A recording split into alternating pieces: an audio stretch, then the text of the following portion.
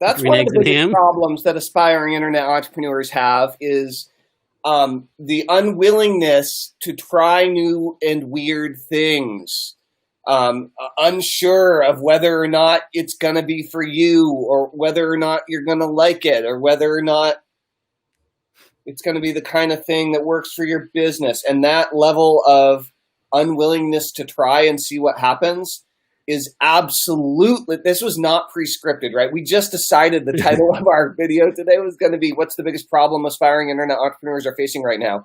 Like a minute and a half ago. And Yeah, and I wouldn't even necessarily say it's like internet entrepreneurs facing the issue. I think it if anything, internet entrepreneurs are usually more flexible when it comes to trying new breakthrough things, and we like to be on the cutting edge and try that type of things. I think that may be what people are battling, moving from, the offline environment where they're used to, things. And this is like, ooh, what is this strange new thing right. called the internet? It's fear of change. Yeah. Right? It's fear of change. And if you've had a business that has been working the same way for a decade or more, a few decades, and now change is thrust upon you. Okay. Yeah. For example, my dad's a dentist. Change. Okay. Right. He's had some change in his business. And, for sure. And it's the kind of thing where businesses are shutting down, where lifelong careers are ending. And for some people, that means early retirement. And for others, that's not going to happen. And it means another career or another job or another business or something, right? Yeah, they've got to adapt what they're doing currently, regardless of how it ends up shifting.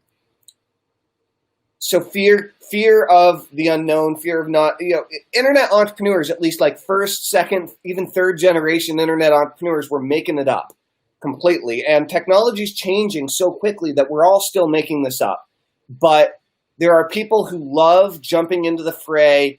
They love the uncertainty. They love not knowing what's going to happen. They love being pioneers. They love cutting, like breaking trail, right? Yep. And then there are people that don't even want to get on the trail, right? They're way more interested in the sidewalk, right? Yeah. And so, but when the sidewalk ends, another childhood book reference, little Shel Silverstein. When the sidewalk ends, like, where are you going to go, right? Which one is that? I'm not familiar. The only Shel Silverstein that I'm familiar with is The Giving Tree. A light in the attic. Well, see, it's because I'm younger, right? Like I had more Shel Silverstein books probably in my elementary school than you did, is my guess. Did you do any of Where the Wild Things Are on a completely weird tangent? What about Where the Wild Things Are? Did you a kid? I went to school with Maurice Sandak's nursery school with his daughter. Oh, nice. Yeah. Cool. Anyway, cool. Just an interesting side note.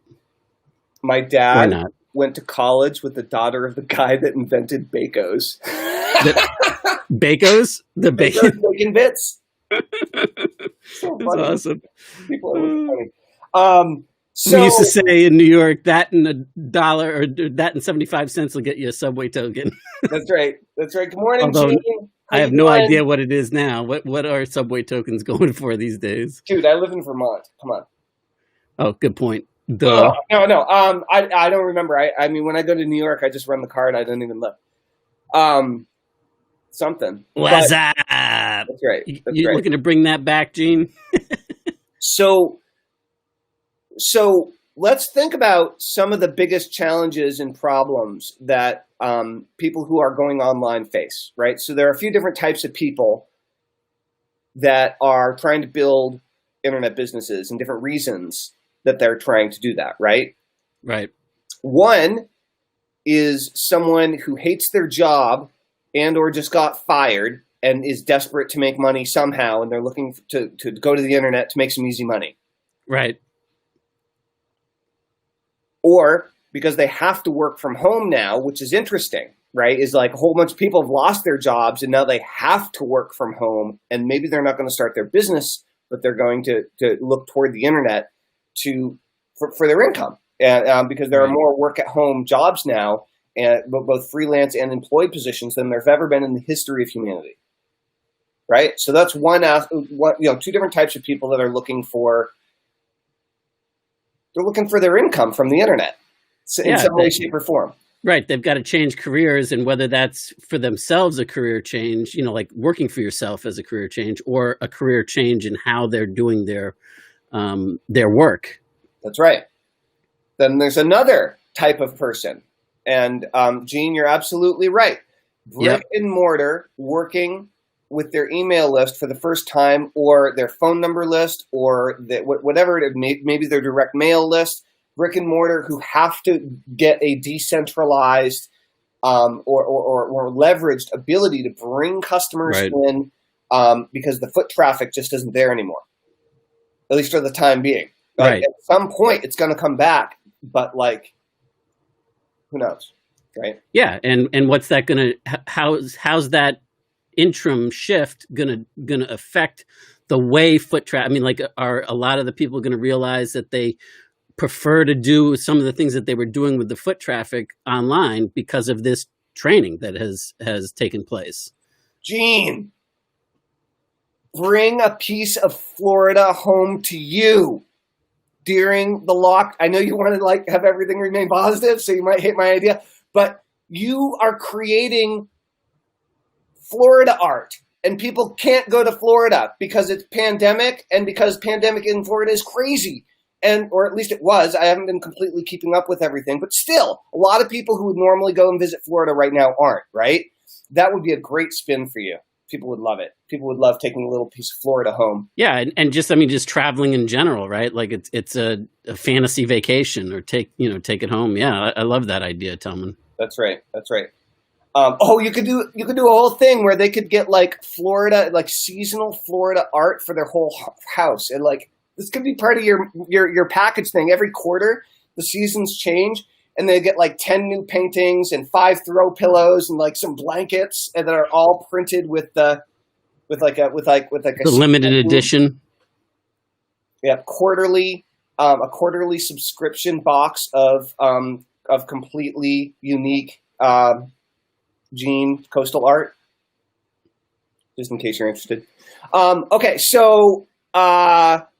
Jean is one of our clients, actually, and she is a phenomenal artist. She does one-of-a-kind work as well as reproductions of her work, various types of print-on-demand, coloring books, all sorts of cool stuff, mostly coastal-themed. And she's been building her list. She's been building her Facebook group. She's been doing Facebook Lives every single day and really getting the word out there. So it's really, really, really awesome. And it's great to see you rocking it. And I guess these are, that's right. Jean says, "Shit, I gotta get busy." You could tell my influence on her, right? Okay. With the potty mouth. Exactly.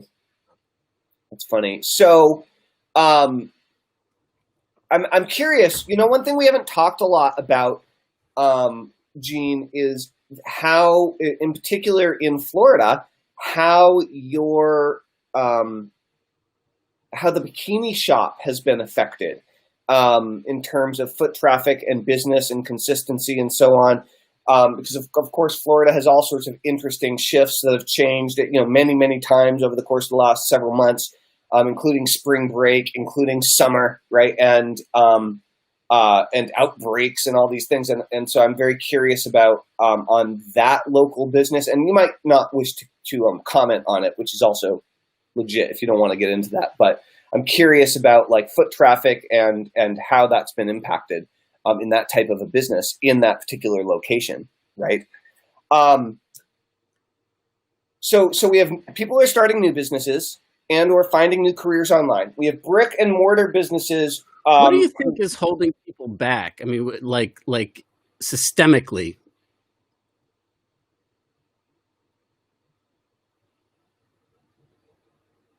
Besides the standard. I don't know. I don't think it's the same thing.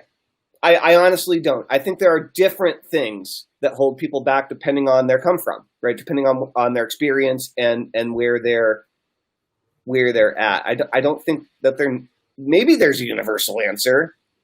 No, I'm not looking for a universal answer. I'm just curious from your perspective and anybody watching what they feel is the in this day and age with all the things that are going on, I mean, yes, there's always things that hold people back on different levels for different reasons, but I'm just wondering what they are. What the... Here's something that I've seen. So let's just talk about internet millionaires for a minute. Okay. And I don't know of at least an internet millionaire who hasn't made it and lost it at least once. Okay. Yes. And then some people make it again and again, and some people it goes bigger and bigger, and some people are better investing long term and doing things that work over a longer period of time to grow things. But most successful, by the way, entrepreneurs, period, that have become millionaires have made it and lost it an average of 3 times. And that was before the internet. That was like based on that study. So, you add the internet to it and all the change that gets thrown at you. And a lot of people, first timers, end up having the success, and then it can explode just as fast. Yeah, it's true. But when you make $1 million cash on the internet without any hard goods to pay out, or without having to go into debt to buy your products and manufacture them and create them or whatever ahead of time, it's mind boggling. And so in terms of when we say what's holding people back, I'm going to say, well, let's set the bar. What's success? Well, one bar for success is somebody that makes over $1 million in a year with their business. And we're saying, let's say they've done that online at least one time. That's a pretty successful person overall. Yes. And I've been in this 17 years. You've been in it 23 or something, right? Yeah, something like that. Yeah, 23. The people, now I've not met everyone who's been successful on the internet, far from it. And I'm not the most social person in the world, and I don't go to all the seminars all the time. But I still know thousands and thousands and thousands of the biggest influencers in the internet and personal development industries online, and have cell phones and emails, and I'm connected with everybody, And so the people that I've seen be successful online up at that level either started businesses before and had some business experience starting and failing and trying again and failing and trying again and failing, or they were high performers in a career prior to basically leaving Wall Street, prior to leaving the corporate. One percenters or 2 percenters, but they're in a job situation. Yeah, but they're still ass kickers. Right. No, of course. So, I mean, you don't get to be in the upper echelons of income without being an ass kicker on some level. That's right. That's right. And so one of the things that I think is holding people back from being more successful, I know that this sounds so arrogant, but I truly believe it's that they're not trying hard enough. And I think it's because they don't realize they can't.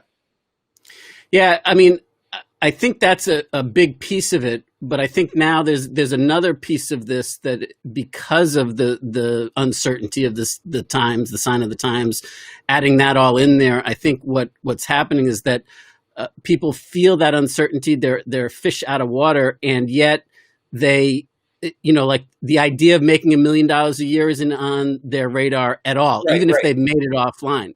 Their idea is how the hell do I keep my nut afloat? How do I make my nut this month? Right. And oh my God, what if, if my nut is $5,000 this month, or if my nut is, $50,000 this month, doesn't matter. They're still worried in that fear-based, how do I make this happen? Yes. Okay. So that's whether you have a job or whether you have a business that's basically plateaued and is making as much as you're spending, and you're able to pay your bills, but barely. Right. And so what happens and everyone's threshold for financial insecurity is different, right? Some people have to have $25,000 in savings or they're a complete shit show. Mm-hmm. Other people, to have $1,000 in savings is absolutely miraculous. Right. And so people are different. And depending on how you grew up and your personality and how messed up you are in different ways, there's all sorts of factors, right? I know. So and I agree. When we're going for this stuff, and when we're trying to build a business, there are cliche terms, right? In order to have a breakthrough, first you have to break something. I think I heard that from Joe Polish. And it's a cool idea, but like, if you're only trying to get by, if you're in survival mode, because you're in survival mode and you need to get by, that's a reality. But if you're only trying to get by all the time, the problem is you're never going to start thinking differently or doing anything differently that's going to pop you out of survival mode and get you out of that $5,000 a month situation or that $2,500 a month situation that you're currently in, and up to that $10,000 a month situation that you dream of, but you don't know how the heck you're going to get there. Yeah, but what about people? And by the way, I want to acknowledge Susan over in the Art of Email Marketing.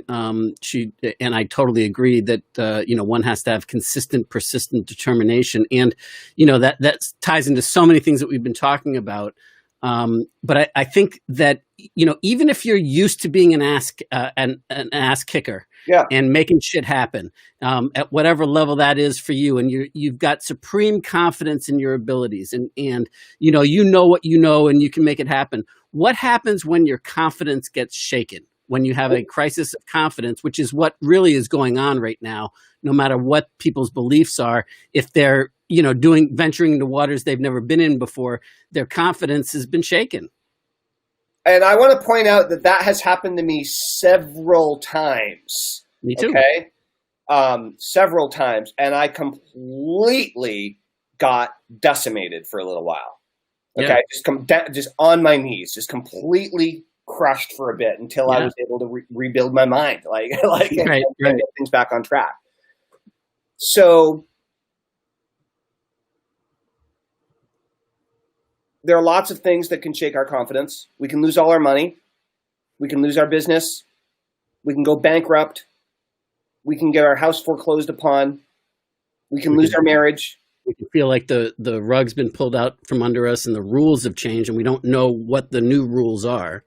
Right. Whatever those subjects are. All of these things happen, and sometimes they happen concurrently, and that's the best. So well, and oftentimes though they happen concurrently because you get stuck in that negative spiral, and it just sucks into that negativity, and you don't even know it because you're now all of a sudden trying to protect yourself instead of trying to advance into the trying to be in there is a solution available. I just have to find it. I haven't found it yet. Mode, and I can only say what works for me. And it doesn't work immediately, which makes it easy to give up on. Mm-hmm. Okay? And so what works for me personally is, number one, more scheduled live meetings with people who are operating at a higher level than I am in the area that I'm trying to improve in. So if I am stuck in a rut with my running, that means I need more regularly scheduled running dates people that are with a running partner or a group where I'm expected to show up. Yeah. Okay. I'm in full agreement with you. I'm the same way, and having that like accountability to somebody else, what I used to call DODs, do or die deadlines, right? But the key for me was like having not a deadline that I set for myself, but a deadline that I set for myself, and then publicly interact with somebody where they're expecting it from me. Now, like it's easy for some reason. It's easy to break a promise to yourself, but when I've got to deliver on whatever I've committed to delivering on, then I'm going to be much more. What did Susan say? Consistent, persistent, and determined to make things happen. Yeah, it's interesting. I agree. It increases things for me as well. So let's talk about these live videos as an example. Yeah. Okay. So we have a program called 99 Days that teaches you the amazing art of daily live streaming to start creating a consistent habit in your life to improve your life in some way. A lot of our 99 Days members will live stream every day in order to grow their business and get in the habit of communicating with their people, creating content for their people, get over being camera shy, learn how to build their social media following, et cetera, et cetera. Start getting And it's a great form of organic traffic.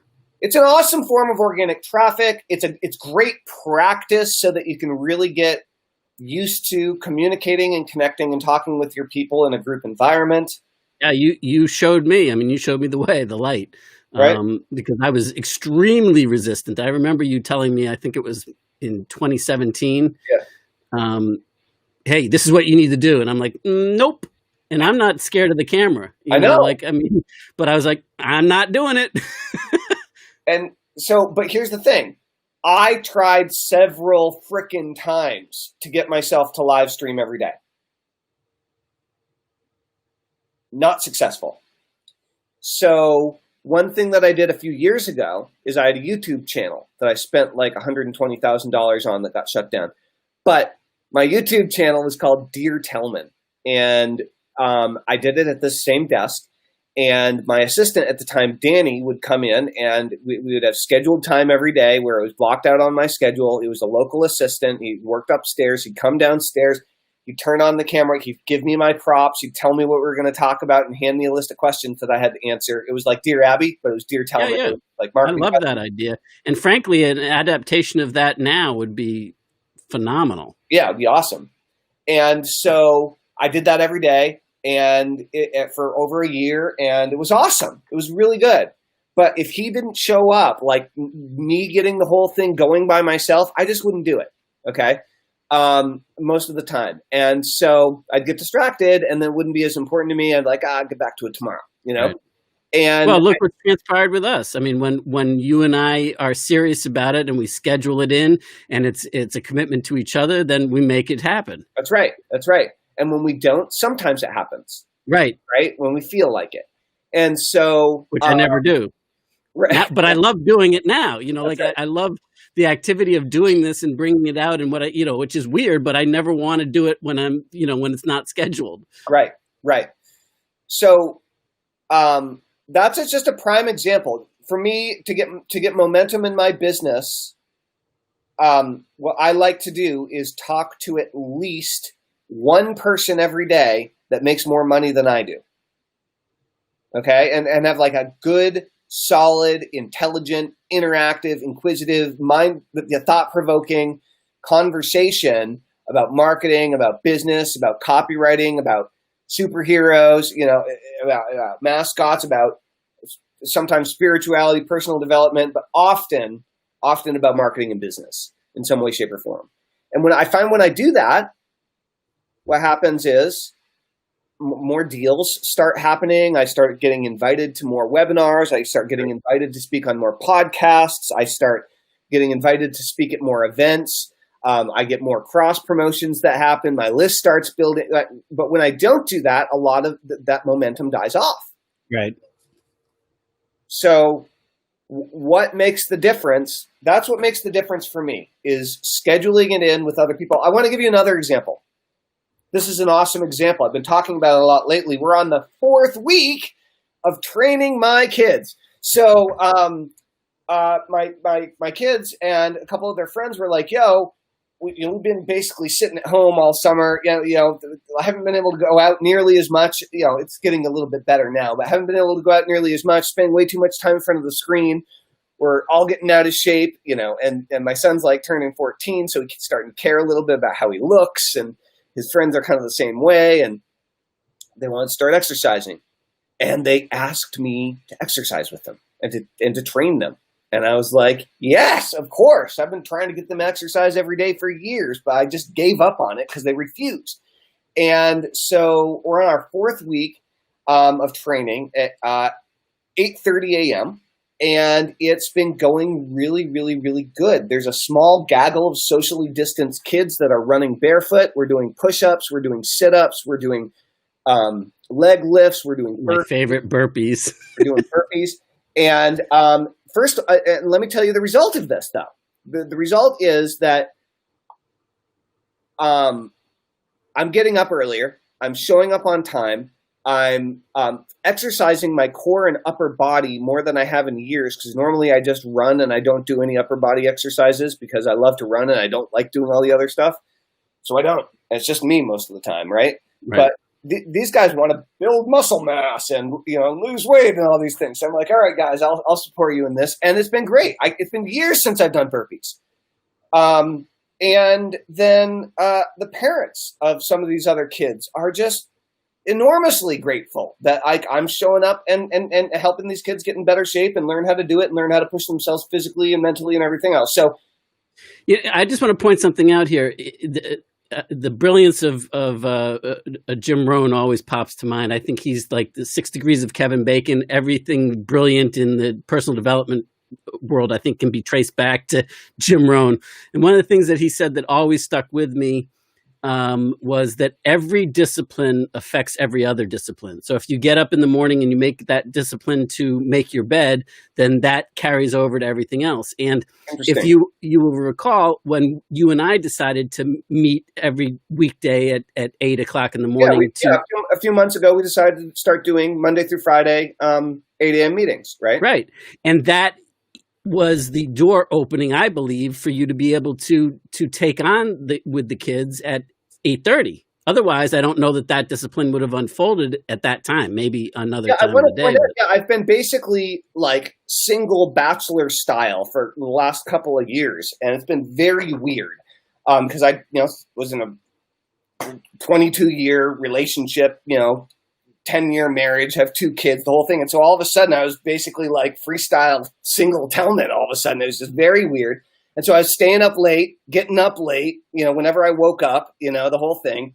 It's not like I was out partying or anything, but I was not. No, but you just get into the routine of that lifestyle. Yeah. My awake and sleep hours, my routine, my sleep routine and my eating routine completely went out the window, which meant, and I already struggle enough with routine, you know what I mean? So yeah, it's really nice. That what you're talking about right now also, I gotta believe is a challenge given the intensification of what's going on and the times of that with routine, with, figuring out how to, if you don't have a routine for yourself or a process or a system to plug into, then you've got to, you got to be wondering like, well, how do I set up this discipline? How do I set up the routine when I'm trying to figure out this internet thingy?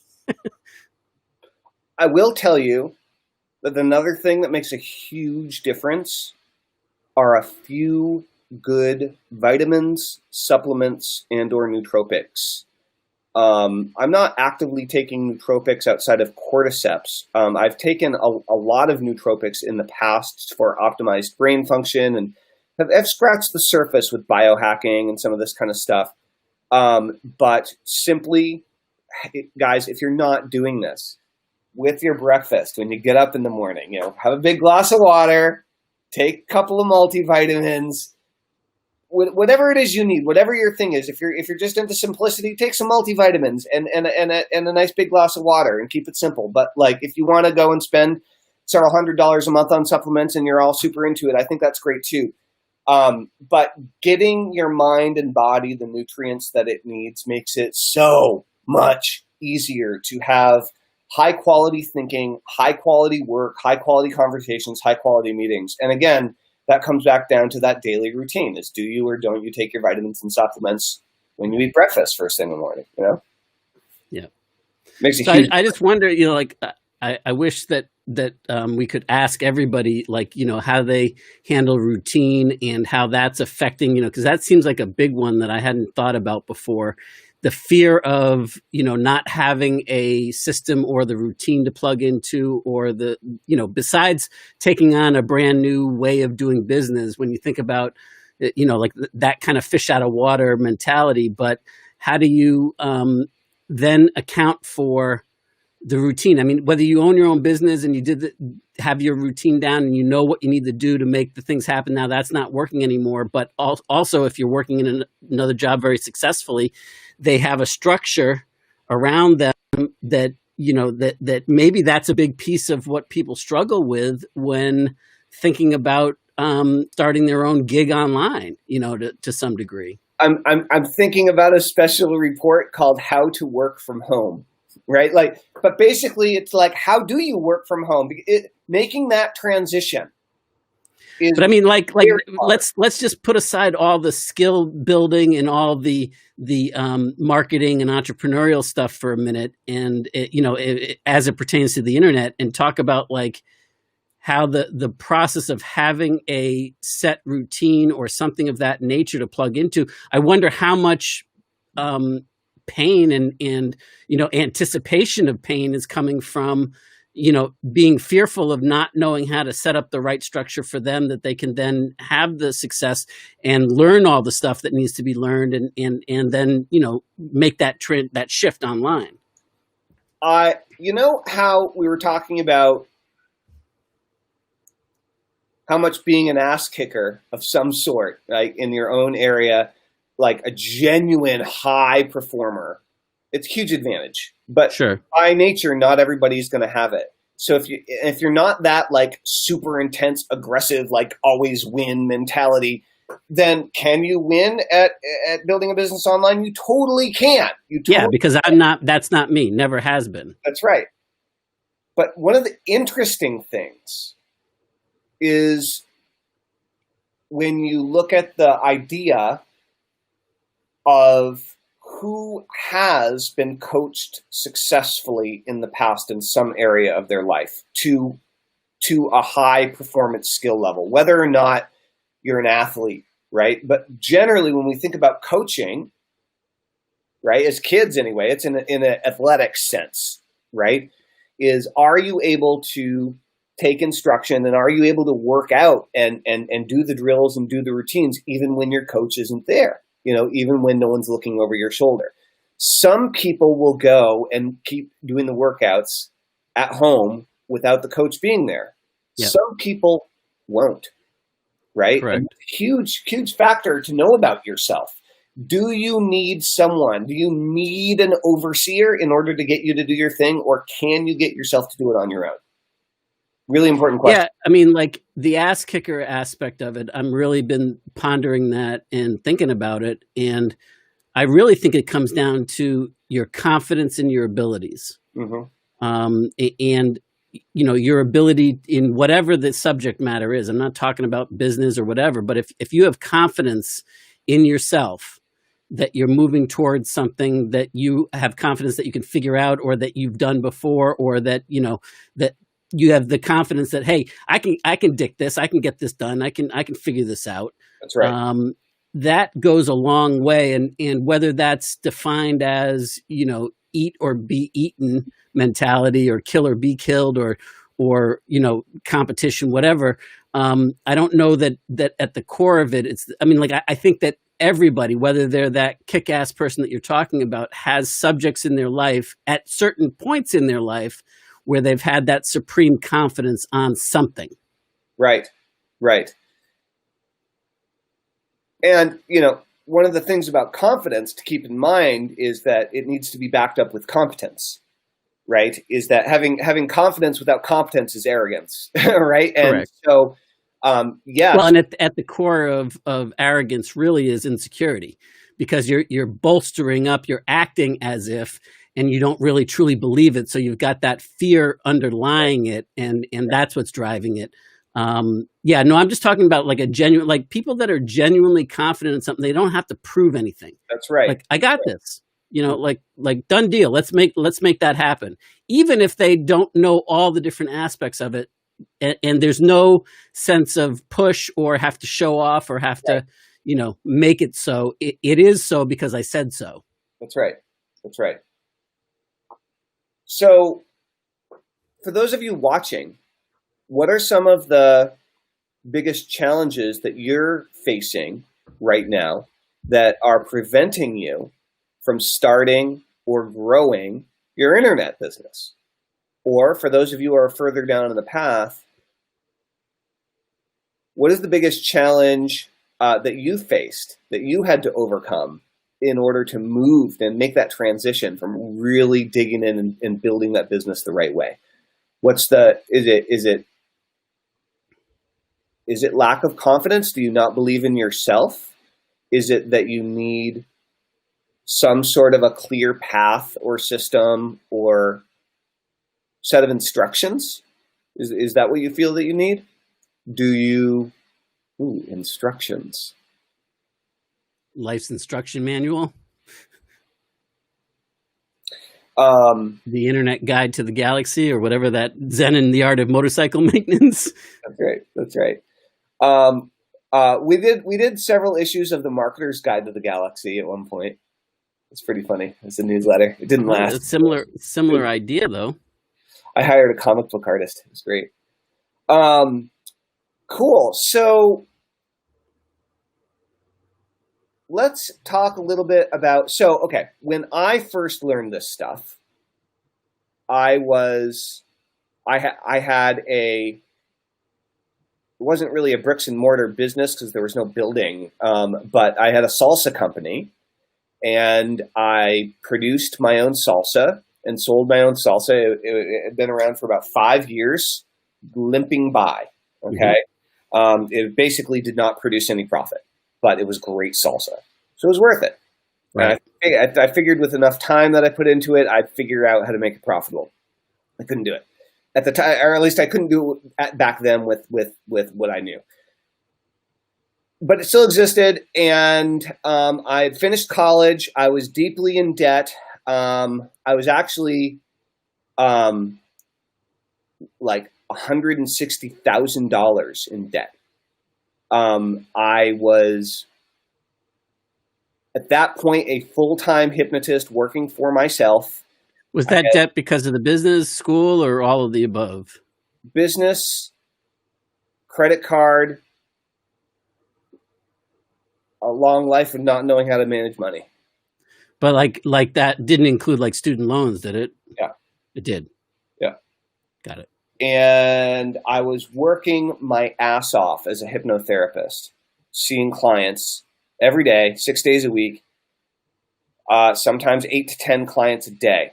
And they were either free sessions where I was introducing people, or they were paid sessions that people signed up for after they had a free session. And I was busting my balls. I was going full force. I was in my 20s. It was okay. I didn't have any kids yet. And like, wasn't anything else that I wanted to be doing, So I wanted to become a full-time hypnotherapist, and I finally cracked the code and figured it out. And in my small town, I was tired of the local economy. All my friends had to work like 3 part-time jobs. Right. And I liked the town, but there was no good money here. Like my career as a hypnotherapist wasn't going anywhere locally. I'd reached my goal, but like, it wasn't what I wanted. Right. I set the wrong goal. So I was like, how can I really what I needed to do is I needed to figure out how to not only make more money per hour I spent working, but I had to learn the art of how to make my time how to make your time more valuable. And then how to transcend the need for time to be valuable, period. I mean, it's got to start there with time, but then how to transcend it so that it's not your time that's producing the income. So I had to figure out how to make my time more. I've stuck because I was working my ass off. I was working 60, 80 hours a week, and I didn't know how to break free. And I was like, instead of selling my time, if I can figure out how to sell hypnosis CDs, recordings of my hypnosis sessions, and I was learning about marketing. I was reading Mark Joyner's stuff. Mm-hmm. I was on Nitro Marketing's email list, and like, I was reading some Joe Vitale stuff because he was a hypnotist and a copywriter, right? And I was starting to learn about marketing, but I wasn't making any money online. And I was like, I've got to figure out how to sell hypnosis CDs so I can break free from the time for money trap. Right. And finding the time to do that and staying consistent about, oh, this is interesting. Watch this. So finding the time to do that and being able to consistently work on how to build a business that would allow me to break free while I was working my ass off just to get by. I was short on time and short on cash. And the only way that I figured out how to do that was by, instead of okay, as a one-on-one coach, as a lawyer, as a doctor, as a dentist, as an acupuncturist, as a holistic healthcare practitioner, anybody that sees clients one-on-one, what happens when you get a no-show?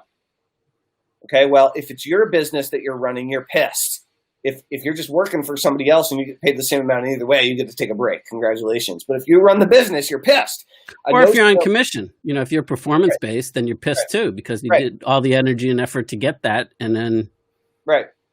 And so what I used to do, like when I was a very young hypnotist, was I'd be angry for a little bit, and then I'd go and drink a cup of coffee across the street.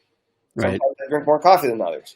But I'd still have a chip on my shoulder. And so by the time I got back to my office, I was pissed waiting to see if the next client was even going to show up or not. Yeah. And what are you going to do to, you're anticipating getting even more pissed, because what can happen next? Yeah. When it rains, it pours. Are there kids going to be yelling in the hallway? What's the deal? And that didn't work out. But what did work out was when I realized that the way to make my time more valuable was every single time I had a no-show, I would study marketing. So I'd always bring my home study course or my book or my CD or whatever to the office with me. Yep. Set it up on my desk, and the moment I had a no-show, boom, it was marketing time, baby. This is the most valuable time of my day. Gold mine.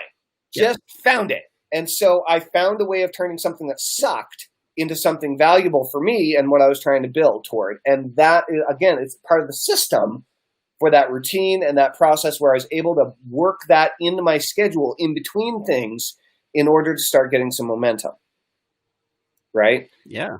So, but finding I think we're onto something here about the need to be able to plug in or have the confidence that they're leveraging something, not just the knowledge, but like a system to learn the knowledge, the system to, like you're talking about, like having a structure that they can rely on, that's not only going to give them the business savvy necessary to take them where they want to go, but also the structure, the consistency, the accountability, all of that plugged into a scenario that gives them the chance of deploying that, of actually, being consistently consistent in all of this.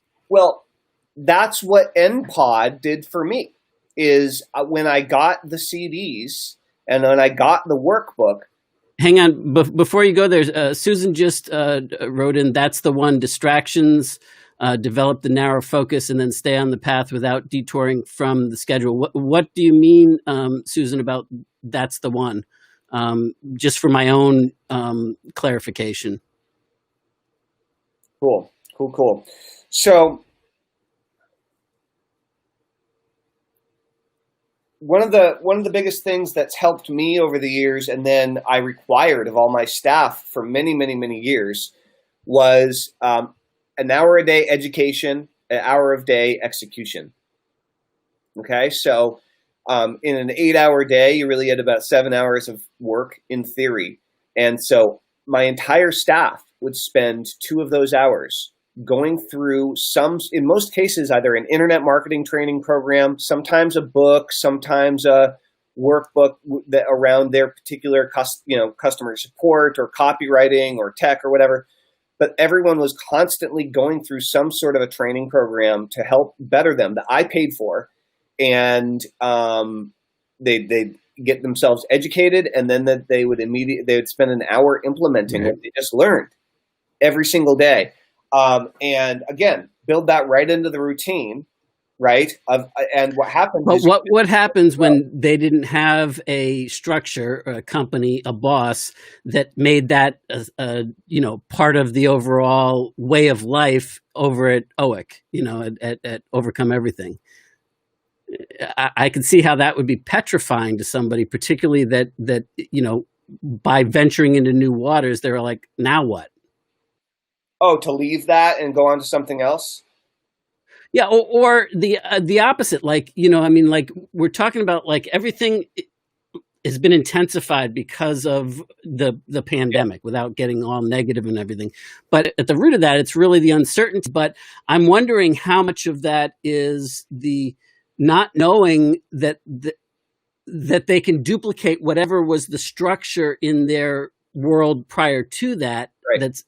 And how much of it is the actual knowledge versus, the like in the NPod system, I always had like the yin and yang, right? On all the CDs, it was the yin and the yang, where like you have to be equal parts inspiration or like confidence building, the mindset stuff, and also the education, the execution, the what to do and being, but one without the other, it falls to zero. Like, your results fall to zero.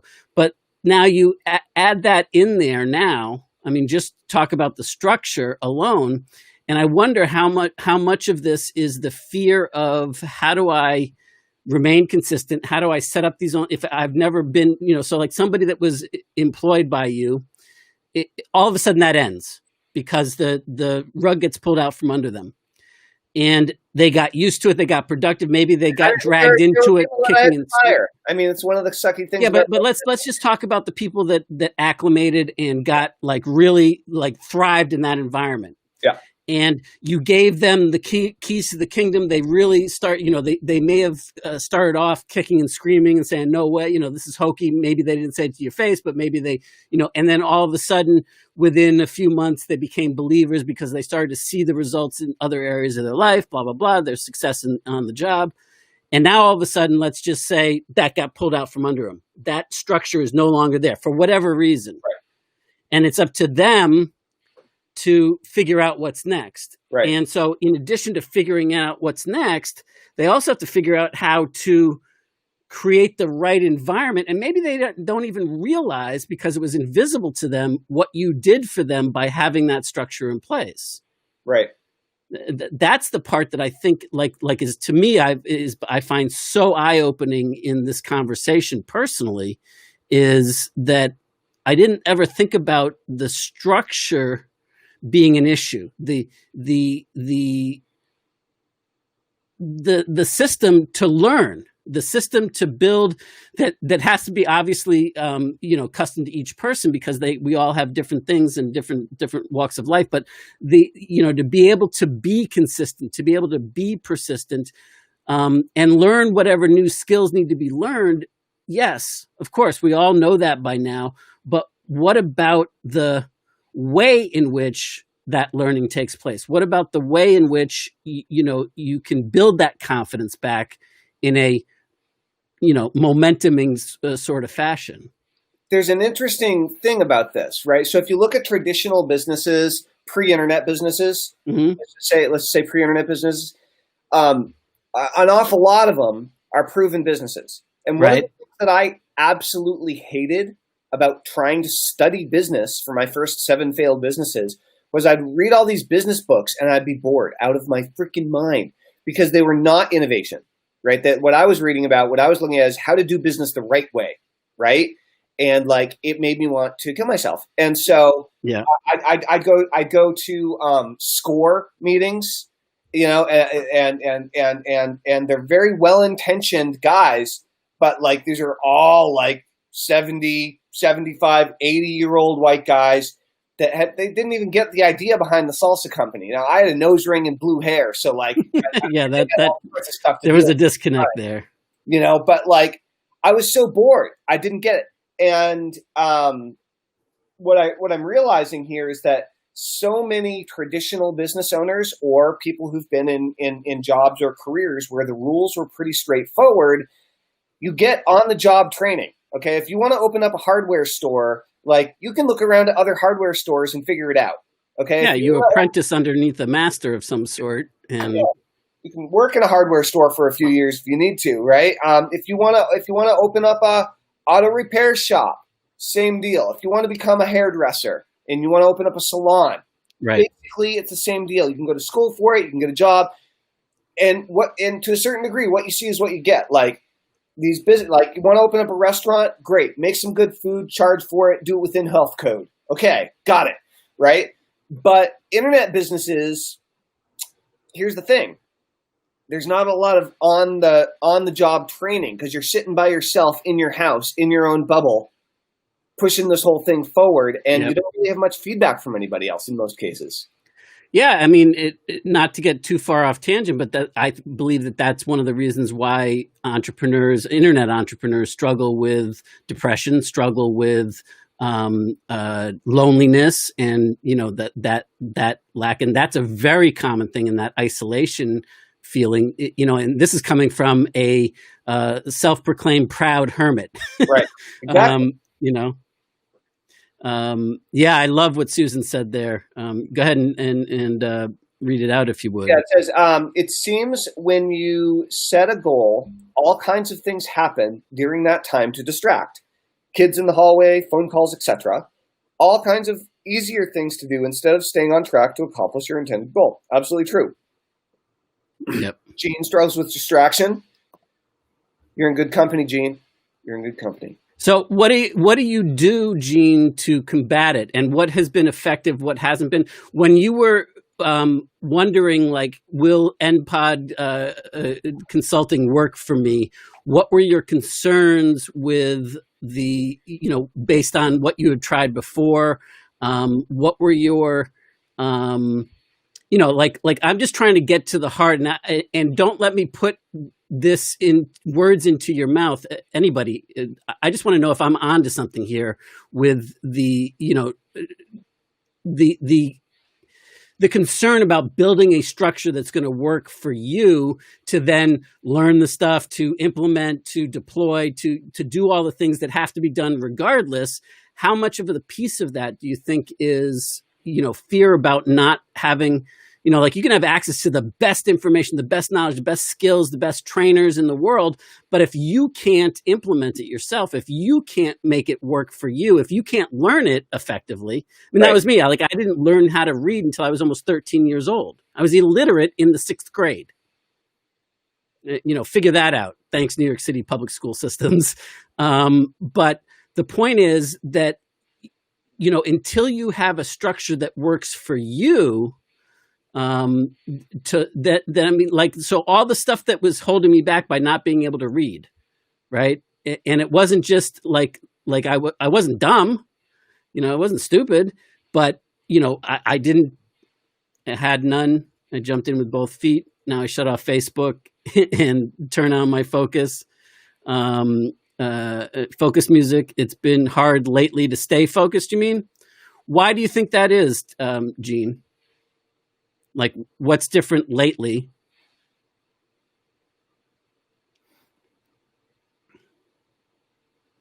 So, oh, and I think we're 1 minute away from your appointment, by the way. We got so in depth in this. Good point. All right. Well, you know what? It's been a great chat. It really has. I've enjoyed it thoroughly. This was very illuminating to me. I mean, maybe we're onto something, maybe we're not, but for me, like, this had a revelation for me that I wasn't expecting. Cool. Well, guys, let us know how we can help you out. If you're looking for a little bit more focus, a little bit more structure, and a process to bring your business online, then type "call me" into the comments. Call me and shoot Joshua or I a private message on whatever channel you're watching this on. Yeah, especially if you see this as the recording and you're not with us live right now. And we'll ask you some questions and get on a call if it makes sense and talk with you a little bit about your business and help you really blow things up online if that's the direction you're heading in. All right. That's all for now. Great seeing you, Joshua, Gene. Likewise, Telman. Susan, and everyone else. Over and out. Have an awesome afternoon. Thanks, guys. Toodaloo. Bye.